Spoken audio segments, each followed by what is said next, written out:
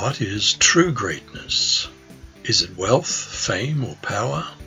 How does Jesus define greatness? Let's reject popular ideas and discover the truth in Mark 10. Now they were on the road going up to Jerusalem, and Jesus was going before them, and they were amazed. And as they followed, they were afraid. Then he took the 12 aside again and began to tell them the things that would happen to him. Behold, we are going up to Jerusalem, and the Son of Man will be betrayed to the chief priests and to the scribes, and they'll condemn him to death, and deliver him to the Gentiles.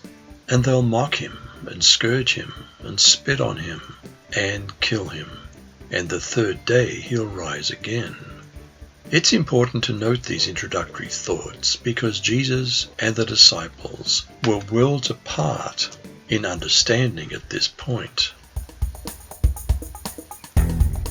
Then James and John, the sons of Zebedee, came to him saying, "Teacher, we want you to do for us whatever we ask." And he said to them, "What do you want me to do for you?" They said to him, "Grant us that we may sit one on your right hand and the other on your left in your glory." The two sons of Zebedee blatantly asked Jesus for the two highest positions in his kingdom, to his left and right. Jesus had just finished describing his impending suffering. The disciples expected Jesus to free Israel from Rome and be king in Jerusalem. Ambition is not necessarily wrong. Jesus will include James and John in leadership, but teach them what that means. Jesus said to them, "You don't know what you ask. Are you able to drink the cup that I drink, and be baptized with the baptism that I'm baptized with?" They said to him, "We're able." So Jesus said to them, "You will indeed drink the cup that I drink, and with the baptism I am baptized with, you will be baptized." James and John were naive about leadership.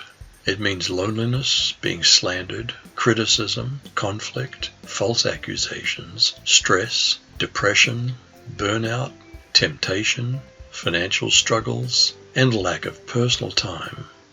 It takes faith to answer God's call. Every Christian drinks Jesus' cup to some extent and is baptized to some degree with his baptism. The cup of wine here pictures God's wrath. Jesus took our punishment for sin on himself. Baptism here pictures being overwhelmed by the flood of events, tribulation, and persecution. Christians who serve are to a lesser degree overwhelmed all the time. Those who seek power may only be interested in lording it over others and not serving. The brothers quickly reply that they were able, revealing their naivete. "But to sit on my right hand and on my left is not mine to give, but it's for those for whom it is prepared." And when the 10 heard it, they began to be greatly displeased with James and John.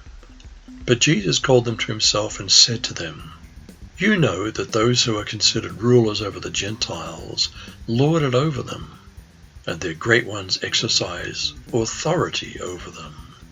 Jesus submits to the Father's will in setting up authorities. Do we? Do we run church as we want or as God wills? Selfish ambition still exists in the church today. Jesus was willing to make apostles out of them, and similar pushing and shoving still goes on in the church. Imitating the petty, selfish rulers of this world still exists in the church at times. Yet true leadership is found in loving service to others, not in job titles and positions of power. "Yet it shall not be so among you, but whoever desires to become great among you shall be your servant.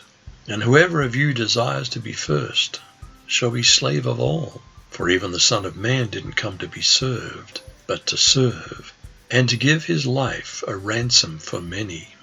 This is often termed the Great Reversal. Jesus reversed the world's ideas of greatness by serving rather than being served.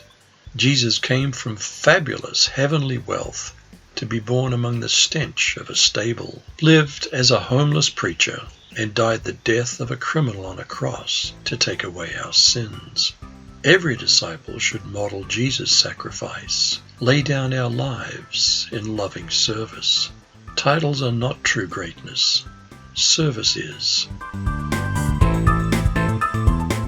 We all have an opportunity for greatness. It begins as close as our nearest neighbor. It begins with loving service.